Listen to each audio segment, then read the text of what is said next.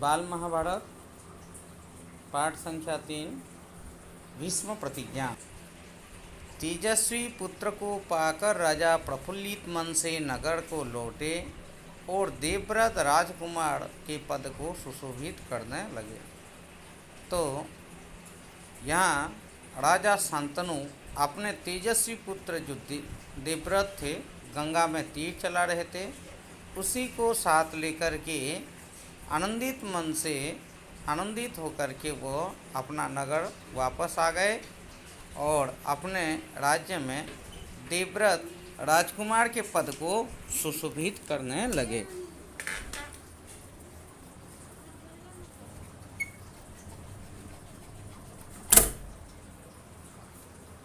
चार वर्ष और बीत गए। इसके बाद 4 वर्ष हो गया, चला गया। एक दिन राजा शांतनु यमुना तट की ओर घूमने गए। एक बार राजा शांतनु यमुना नदी के किनारे घूमने के लिए गए थे। तो वहाँ अप्सरा सी एक सुंदर तरुणी दिखाई दी। अप्सरा जैसी एक सुंदर युवती उनको देखने को मिला। तरुणी का नाम सत्यवती थी। गंगा के वियोग के कारण राजा के मन में जो वियोग छाया हुआ था, वह इस तरुणी को देखते ही विलीन हो गया। तो गंगा के वियोग के कारण राजा के मन में वियोग छा हुआ था, अर्थात उनकी वियोग जो है मतलब वो अनुभव कर रहे थे, वह इस तरुणी को देखते ही विलीन हो गया। जब उन्होंने सत्यवती को देखा तो वो विराग जो है, ठीक है, विराग जो है फिर मतलब उनके मन में आ गया। उस सुंदरी को अपनी पत्नी बनाने की इच्छा उनके मन में बलवती उठी। तो वही सत्यवती को अपने पत्नी बनाने अर्थात उनसे शादी करने की उनके मन में एक इच्छा जागी। उन्होंने सत्यवती से प्रेम याचना की। तो राजा शांतनु सत्यवती से प्रेम की वार्तालाप किया। सत्यवती बोली, मेरे पिता मल्लाहों की सरदार हैं, ठीक है, मेरे पिता, मेरा जो पिताजी हैं मल्लाह का मतलब यहाँ जो है मछली पकड़ने वाले, ठीक है, धीवरों का सरदार है। पहले उनकी अनुमति ले लीजिए, फिर मैं आपकी पत्नी बनने को तैयार हूँ। तो सबसे पहले उनकी मतलब अनुमति लेना है, फिर मैं आपकी पत्नी बन जाऊंगा।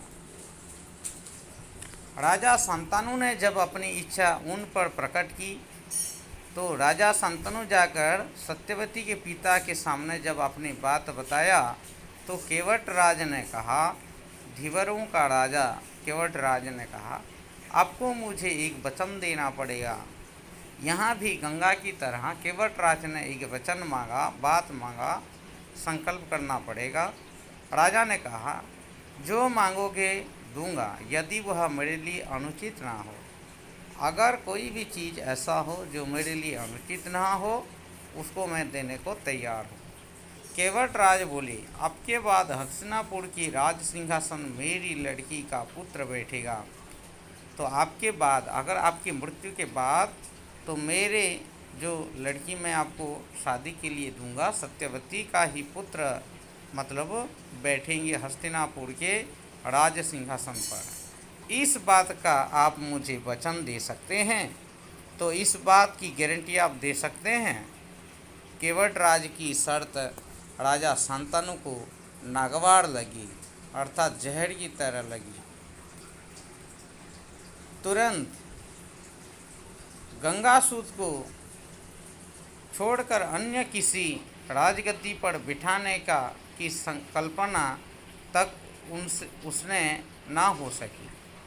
तो यहाँ जो है राजा शांतनु गंगापुत्र देवव्रत को ही राजगद्दी देने की सोचते थे और किसी की नहीं दे सकते थे। तो इसीलिए निराश और उद्विग्न मन से वह नगर की ओर लौट आए। तो इसीलिए उन्होंने निराश भी हुए और उद्विग्न अर्थात दुखी होकर के भी जो है अपने नगर को लौट आए। किसी से कुछ कह भी ना सके, पर चिंता उनके मन को कीड़े की तरह कुतर कुतर कर खाने लगी। यह बात वो किसी से नहीं बता सके, पर उनकी मन की जो भावनाएं उनको धीरे धीरे कमज़ोर करने लगा। देवव्रत ने देखा कि उसके पिता के मन में कोई ना कोई व्यथा समाई हुई है। देवव्रत ने ये देखा कि उनके पिता के मन में कोई एक व्यथा जो है घड़ कर गया है। एक दिन उसने संतनु से पूछा, तो एक दिन देवव्रत जाकर संतनु अपने पिताजी से बात किया और पूछा, पिताजी, संसार का कोई भी सुख ऐसा नहीं है जो आपको प्राप्त ना हो। संसार में जितने सारे सुख हैं सब आपको मिले हैं फिर भी इधर कुछ दिनों से आप दुखी दिखाई दे रहे हैं। फिर भी आप कुछ दिनों से दुखी महसूस कर रहे हैं। आपको किस बात की चिंता है? तो आप बताइए, आपको कौन सा ऐसा बात है जो चिंता में आप डूबे रहते हैं? यद्यपि शांतनु ने गोल मोल बातें बताई, इधर उधर की बातें बताई, फिर भी कुशाग्र बुद्धि देवव्रत को बात समझने में देर ना लगी। तो देवव्रत जो है इस बात को नकारते नहीं, वो उन्होंने उसी का मतलब समझ लिया बात को। उन्होंने राजा के सारथी से पूछताछ करके उस दिन केवटराज से यमुना नदी के किनारे जो कुछ बातें हुई थी उसका पता लगा लिया। तो उसने सारथी से बातचीत करके यमुना नदी के किनारे जो बातचीत हुई थी उसी के बारे में उन्होंने पता लगा लिया। पिताजी के मन की व्यथा जानकर देवव्रत सीधे केवटराज के पास गए। पिताजी के मन की भावनाओं को जानकर देवव्रत सीधा केवटराज के पास चले गए सत्यवती के पिताजी के पास। उसने कहा कि वह अपनी पुत्री सत्यवती का विवाह महाराजा शांतनु से कर दें, कि सत्यवती का जो विवाह है अपने पिता महाराज शांतनु से करवा दें। केवटराज ने वही शर्त दोहराई। तो केवटराज ने अर्थात सत्यवती के पिताजी वही बात बताए जो पहले राजा को बताए थे कि शांतनु के उपरांत, शांतनु के बाद हस्तिनापुर का राजा सत्यवती के पुत्र ही हों, जो उन्होंने शांतनु के सामने रखी थी। तो ये बात शांतनु के सामने बताया था। देवव्रत ने कहा, यदि तुम्हारी आपत्ति का कारण यही है, अगर तुम्हारी आपत्ति यही है तो मैं वचन देता हूँ कि मैं राज्य का लोभ नहीं करूँगा। सत्यवती का पुत्र ही मेरे पिता के बाद राजा कर बनेगा। तो देवव्रत ने ये संकल्प लिया कि यदि आप यही चाहते हैं कि मेरे पिताजी के उपरांत उसके बाद मैं राजा नहीं बनूंगा और आपकी बेटी के ही बच्चे वाल लड़के राजा बनेंगे। केवटराज इससे संतुष्ट न हुए, उन्होंने और दूर की सोची। तो सत्यवती के पिताजी इसी बात पर भी वो संतुष्ट न हुए। बोले, आर्यपुत्र, इस बात का मुझे पूरा भरोसा है कि आप अपने वचन पर अटल रहेंगे, किंतु आपकी संतान से मैं वैसी आशा कैसे रख सकता हूँ। मैं तो जानता हूँ कि आप अपने बात को पूरा करेंगे, पर उन्होंने फिर दूर की सोचते हुए बोले कि आपके संतान से मैं कैसे इसका आशा रख सकता हूँ। अब जैसे वीर का पुत्र भी तो वीर होगा, बहुत संभव है कि वह मेरे नाती से राज्य छीनने का प्रयत्न करें। ऐसा हो सकता है कि आपके पुत्र लोग मेरे नाती लोग से ये राज्य छीन सकते हैं। इसके लिए आपके पास क्या उत्तर है? तो इस परिस्थिति में आप मुझे क्या उत्तर देंगे? केवटराज का प्रश्न अप्रत्याशित था। अर्थात केवटराज जो सत्यवती के पिताजी, उनकी जो प्रश्न थी ये आशा नहीं किया जा सकता था कि ये ऐसे भी सवाल करेंगे, अप्रत्याशित। उसे संतुष्ट करने का यही अर्थ हो सकता था कि देवव्रत अपने भविष्य का भी बलिदान कर दें, अपने भविष्य को भी, अपने संतानों की शादी की भी बलिदान कर दें। किंतु पितृभक्त देवव्रत इससे जरा भी विचलित नहीं हुए। पर देवव्रत ने इस बात को लेकर कोई विचलित नहीं, गंभीर स्वर में उन्होंने कहा कि मैं जीवन भर विवाह नहीं करूंगा। उन्होंने गंभीर स्वर में यह वचन दिया कि मैं जीवन भर शादी नहीं करूँगा, आजन्म ब्रह्मचारी रहूँगा, मेरे संतान ना होगी। अब तो तुम संतुष्ट हो, मैं शादी नहीं करूँगा, मेरे बच्चे ही नहीं होंगे, तो फिर भविष्य में राज्य में क्या लड़ाई झगड़ा। अब तो तुम खुश हो। किसी को आशा न थी कि तरुण कुमार ऐसी कठोर प्रतिज्ञा करेंगे। तो देवव्रत को या देवव्रत के बारे में जितने भी पता है, जो लोग जानते हैं कि तरुण कुमार इस तरह की प्रतिज्ञा कैसे करेंगे। देवव्रत ने भयंकर प्रतिज्ञा की थी, इसलिए उस दिन से उनका नाम ही भीष्म पड़ गया। केवट राज ने सानंद अपनी पुत्री देवव्रत के साथ विदा कर दिया। तो केवट राज आनंद के साथ अपनी पुत्री को देवव्रत के साथ विदा किया। देवव्रत ने माता सत्यवती को साथ लेकर आए संतनों के पास, अथवा केवट राज ने देवव्रत के साथ ही सत्यवती को भेज दिया।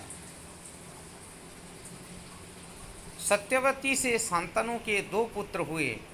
सत्यवती की ओर से राजा शांतनु के ओर से सत्यवती और शांतनु के ओर से दो पुत्र हुए, एक है चित्रांगद और दूसरा है विचित्रवीर्य। शांतनु के देहावसान, जब शांतनु का मृत्यु हो गया पर देहावसान पर चित्रांगद हस्तिनापुर के सिंहासन पर बैठ गए। तो चित्रांगद ने हस्तिनापुर के सिंहासन पर वो आसन पर बैठे, राजा बने। उनके युद्ध के मारे जाने पर विचित्रवीर्य ने राजा बने।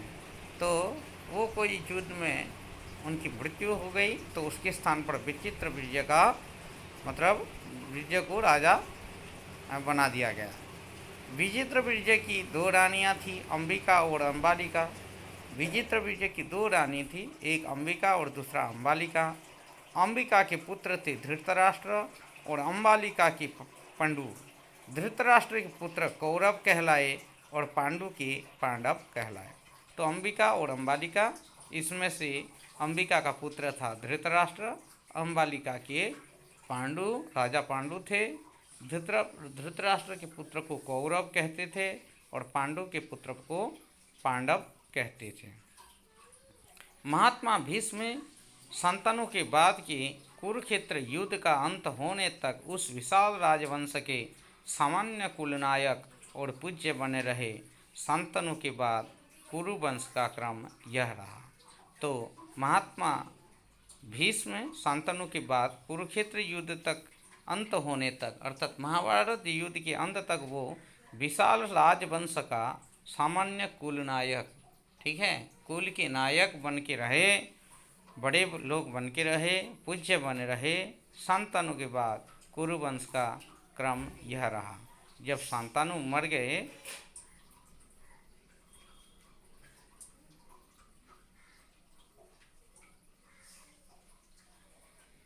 शांतनु के बाद कुरुवंश का इस तरह का क्रम रहा। कैसा रहा देखते हैं। शांतनु की दो रानियां, एक गंगा और दूसरा सत्यवती। गंगा से देवव्रत का जन्म हुआ, सत्यवती से चित्रांगद और विचित्रवीर्य। तो चित्रांगद युद्ध में मारा गया, विचित्रवीर्य राजा बने। उनकी दो रानियां, दो में से अंबिका से धृतराष्ट्र का जन्म, अंबालिका से पांडु। और धृतराष्ट्र के पुत्र को कौरव कहा गया और पांडु के पांडव